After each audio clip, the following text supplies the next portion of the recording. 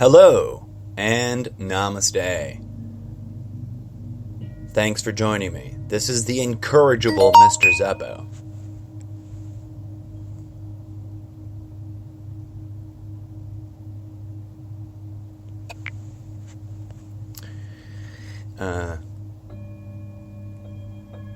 Coming at you live with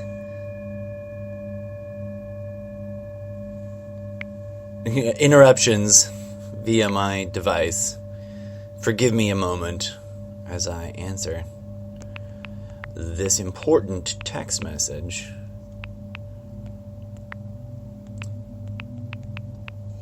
Okay.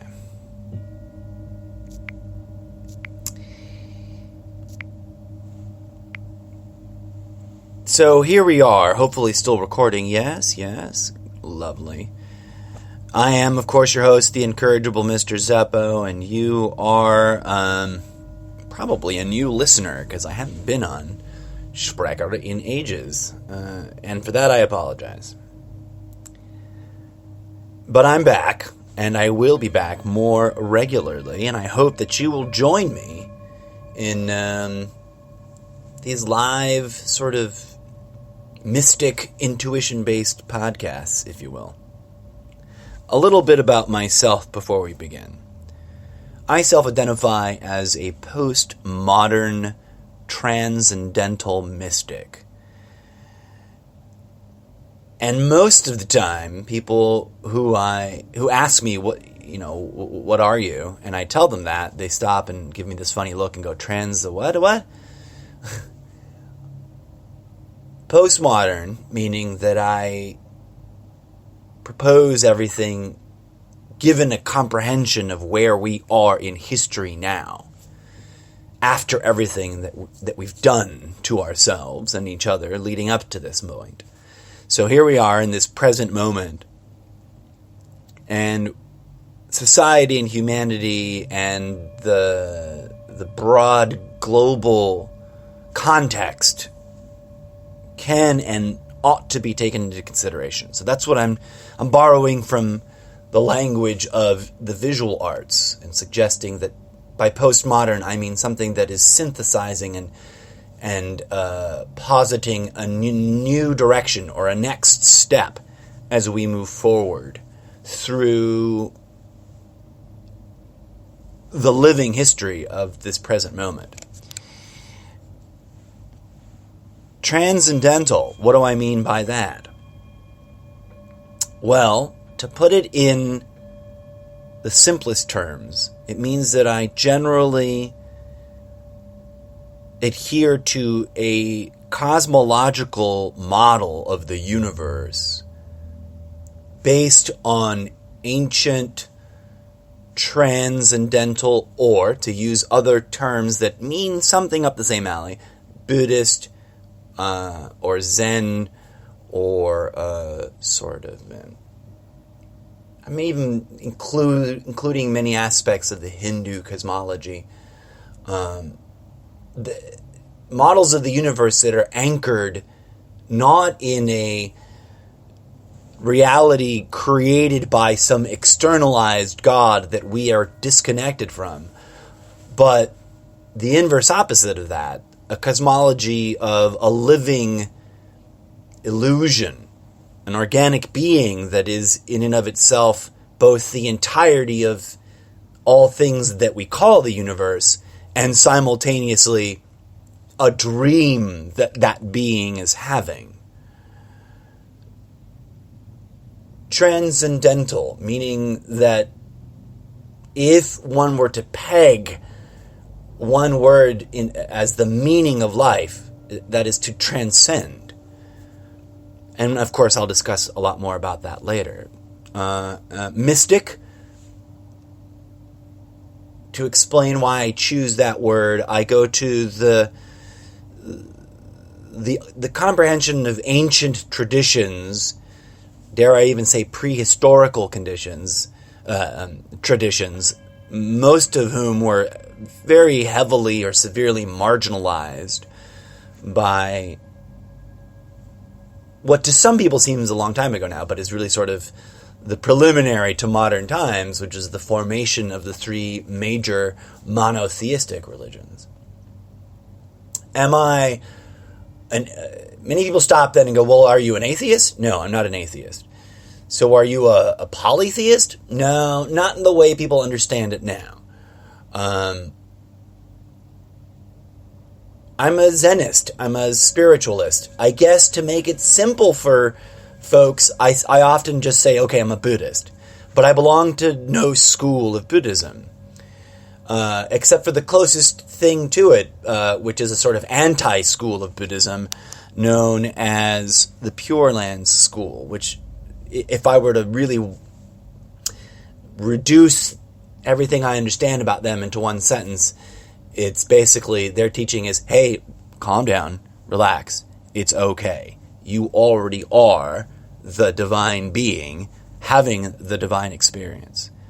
It is not about becoming anything else, but rather returning to your own source and remembering or reaccessing it from this perspective in this space. Okay. Some of you may be going, what the hell is this guy talking about? And any of you who are fans and who are probably listening to this on YouTube later on, you might already get what's going on, and that's fine. And I'm here to podcast about, bringing everybody around a social consensus. Let me make this statement before I move on to the main sort of theme I want to approach today. Contextually, still giving you some context on who I am and what I speak about.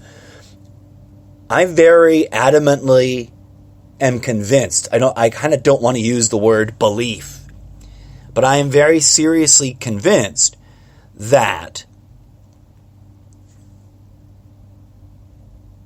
setting aside moral constructs that are rooted in any kind of theology, if we were to take a purely secular view about what is moral and what is not, and try to develop moral imperatives based on a sort of humanistic, like what's good for all humans sort of way, I would probably have to adamantly insist that it is a moral imperative right now, today, of our generation to sit down and meditate,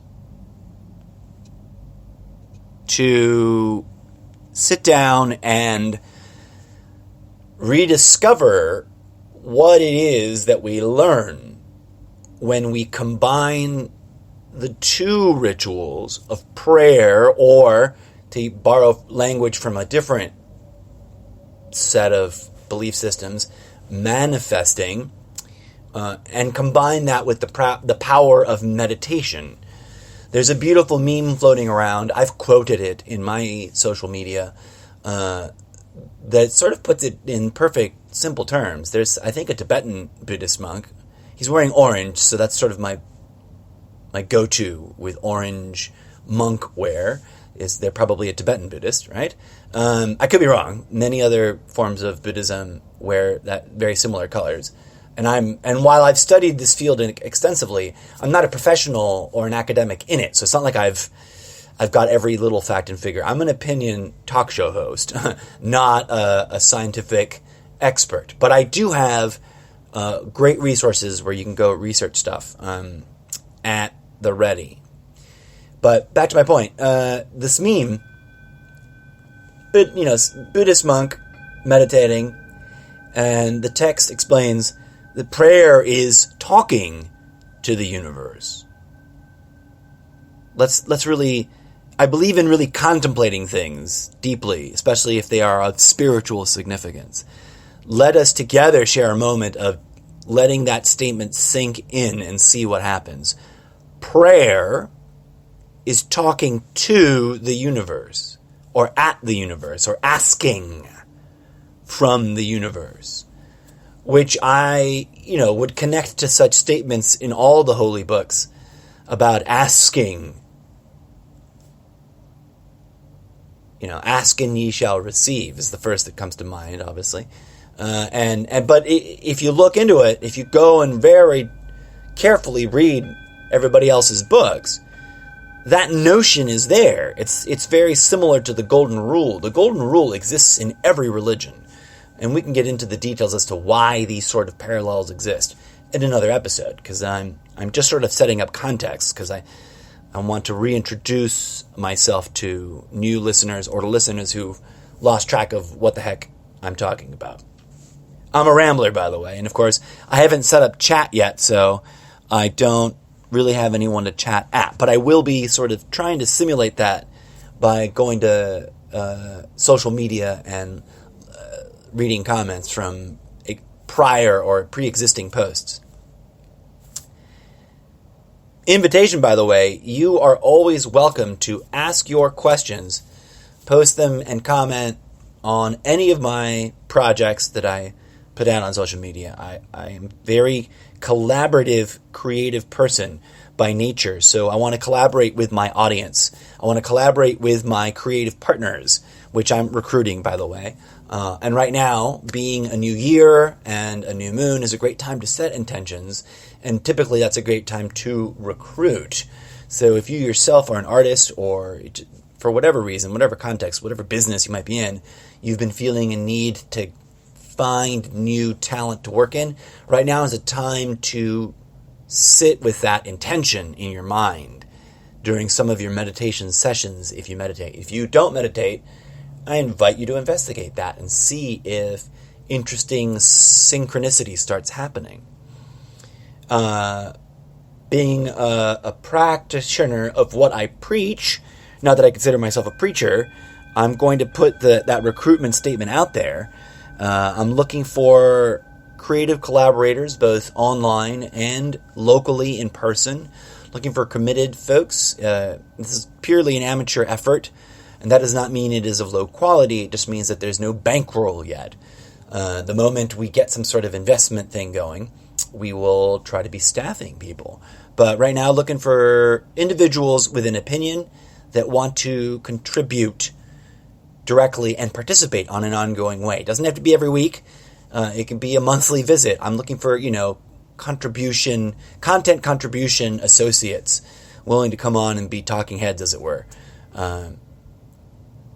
Because the second part of my moral imperative statement was, it's currently, right now, in this postmodern moment, a moral imperative for those of us who already meditate to sit down and reinvest in our meditation, rediscover it, re-explore it, re-experiment, shake things up, and really try to get to, without setting it as a ego goal. Every meditator knows you can't really have goals, but you do want to set conscious focus and sort of guide yourself.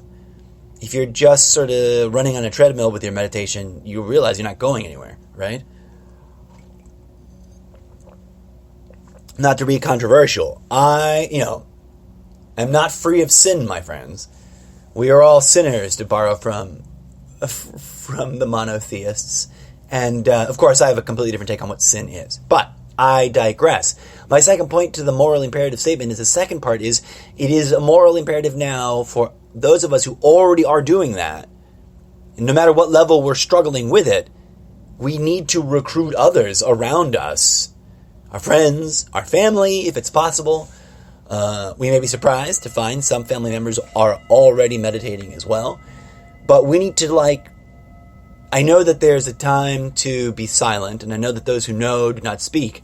But I think that there's an ancient statement that gets used by many of the religions in some form or another. And I could be wrong about this, but I do believe that it is found in the Bible for a purpose other than that which the Bible is being used for today. And that is the one about gathering stones and casting them away. There's a time to cast away stones, and there's time to gather stones. And I cryptically suggest to you, dear audience, that we are now at a time that the cosmos is inspiring us all to gather stones. What do I mean by that?